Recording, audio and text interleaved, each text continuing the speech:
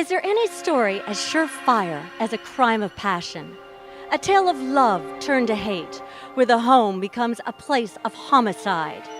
Ever since Agamemnon returned triumphantly from the Trojan War to get bumped off by his wife, the world has been fascinated by lovers and spouses who do each other in. In popular culture, no image is more famous than Bette Davis pumping bullets into her faithless lover. No tune more familiar than Frankie and Johnny. He was her man, but he done her wrong. In real life, we think of Sam Shepard, Jeffrey McDonald, O.J. Simpson, Robert Blake, and of course Gene Harris and Herman Tarnauer, the Scarsdale diet doctor. In 1980, Dr. Tarnauer rejected Gene Harris for a younger woman, and she gunned him down. It was right out of Frankie and Johnny, and although millions of women were sympathetic to Jean, a jury convicted her anyway. She spent 13 years in jail. Now, author Ben Feldman has unearthed a 19th century parallel to the Jean Harris case called Butchery on Bond Street. In 1854, Emma Cunningham, a widow with 5 children, set her sights on Dr. Harvey Burdell, a wealthy, unmarried Bond Street dentist. She succeeded in becoming his mistress, but not his wife, and later he spurned her for another woman. Shortly afterwards, his corpse was found with 15 stab wounds. But Emma Cunningham's fate was much different than Jean Harris's. She was acquitted. Amazingly enough, this is only the beginning of a story with more twists and turns than a Michael Connelly thriller. Along the way, Feldman provides an informative social and political history of pre-Civil War New York, highlighting similarities between old New York and the Big Apple of today. We're here with Ben Feldman, author of Butchery on Bond Street. First, why was Harvey Burdell murdered? Harvey Burdell was murdered because he deserved it. That's my short answer. This was a bad guy. This man, a very good dentist, a scientific, medically trained dentist, filled the cavities, shall we say, of judges, government officials, wealthy businessmen, and a lot of pimps and prostitutes who did their trade down in the Astor Place area, which was the center of New York. But Harvey Burdell also was a gambler. He was a faro banker. He was a real estate swindler, and he was a sexual predator par excellence, and that's why he got murdered. And how did Emma Cunningham, now she seems they took her to trial and she was acquitted, but how does she fit into this story for our audience? Poor Emma Cunningham, and I have to mention, I don't have a lot of sympathy for either of these characters. They were both sort of conniving for our audience, would you say? Yes, they are, and we'll probably get into why Emma didn't have the support of the women's lib movement, the nascent women's lib movement in America in mid-19th century America. But Emma was 33 years old when she met Harvey Burdell, probably in a water cure clinic in Lower Manhattan. A widow with 5 children who had been left virtually penniless by her first husband, a distiller named George Cunningham, the scion of a wealthy distilling family in Brooklyn. She'd married a man 20 years older than she.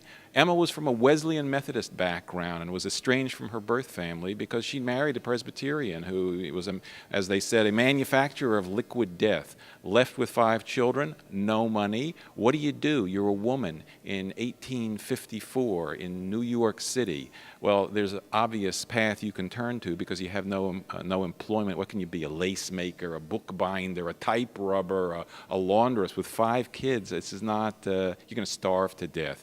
Emma had a good bit of virtue, at least in a certain category, and she did what any sensible woman would do. You look for another husband, quick, a wealthy one who can take care of yourself and your 5 children. And this was a very good-looking woman, even at 33 years old, which was very middle-aged in those days. This was a well-endowed, albeit dressed in black bombazine and widow's weeds. Emma Cunningham was reputed to be quite an attractive excuse me, a busty-looking woman, and cut quite a figure in Lower Manhattan as she made the rounds of the marriage brokers and the social engagements in the parlors. And she met Dr. Burdell, and she fell in love with him rather rapidly. He wanted something different from her, though. He thought she had money.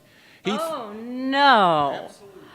Oh. Absolutely. He was under, there was no internet back then. You could not check people out so easily, and he was under the impression that Emma had some money from her first husband, and he's always looking for new prey, not only for sexual conduct, but for to get other people's money for his real estate schemes. And so he pursued her, trying to get her to believe that he was interested in her as a romantic partner, and she wanted what I described, and they had an affair. They went to Saratoga Springs together in the summer of 1855. Before that, even, he took her out to Elizabeth, New Jersey, where he had some real estate investments, and somehow they missed the last train back that night, late in June of 1855, and so they stayed at Harvey's hotel, and somehow her door wasn't quite locked as securely as it might have been. Harvey raped her that night in June and impregnated her, and actually produced an abortion upon her with his own hands, or so she averred in a breach of promise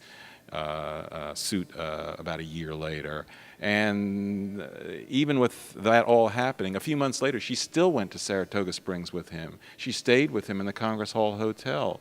She wanted this man. He had money. He was interested in her, and she wasn't giving up. This was her version of the so-called facts, and it probably had some truth to it, but that's how they got involved. Do you think it was Emma who did stab him? She couldn't possibly have murdered Dr. Burdell. He had 15 stab wounds from what we call down south a pig sticker, a four-sided knife in his upper torso. He was garroted. He was strangled with a ligature. I mean, there was blood up and down, 5 feet up the walls in his dentistry parlor. Emma was a good bit more petite than Dr. Burdell. There's no way she could have murdered him alone. 15 wounds? I mean, no, you got to strike the first one home real well to overcome a man much larger than you. So she must have had help. She probably planned it. She probably hired these guys to do it. The guy who confessed to it, George Simons, had been in a gambling dispute with Dr. Burdell a few days before. So who knows? Like I said before, a lot of people wanted to murder Dr. Harvey Burdell for very good reasons. This story represents such a contrast to women's lives today, some women's lives. In New York City, we have a very modern society today, but women's choices are still very circumscribed. And here is the first case ever in urban American history that an upper middle class man, a member of the so-called Sporting Gentlemen's Society, a single man, I mean, he could do what he wanted within certain boundaries in a moral sort of way, but this is the first time that a predator like this got what was coming to him. He took advantage of a woman, a widow, in a beastly, ghastly way. And in those days, and for many, many, many, many decades thereafter, and it still happens today, certainly, you just got away with it. Maybe you paid the woman a few dollars to go away, shut up, or whatever, but you didn't worry about being accused of anything, of any crime, of any blot on your reputation. You just denied it. Or you didn't even bother denying it. And this is the first time that a woman took matters into her own hands, and he was murdered. In America, even in the mid-19th century, lower class men were routinely murdered by their wives, by their lovers, by their mistresses, by the women whom they allegedly wronged. You read them in the papers every day. Middle class men, upper middle class men, it never, ever happened, and that's what made this case so important. By the way, we're at Sardi's restaurant here, Broadway. Do you ever see anything going to Broadway being made a movie, being made into a movie? Have you ever? Well, I guess it starts from the book, so at least you're on page 1.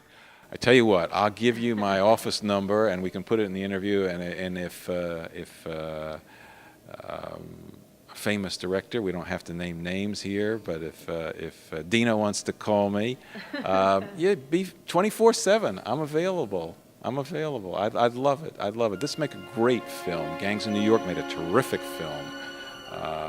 This would make a fabulous film. The costumes, the language, people love old New York. They love The Alienist. They love Time and Again. They'll love Butchery on Bond Street. Enjoy. Butchery on Bond Street, everyone.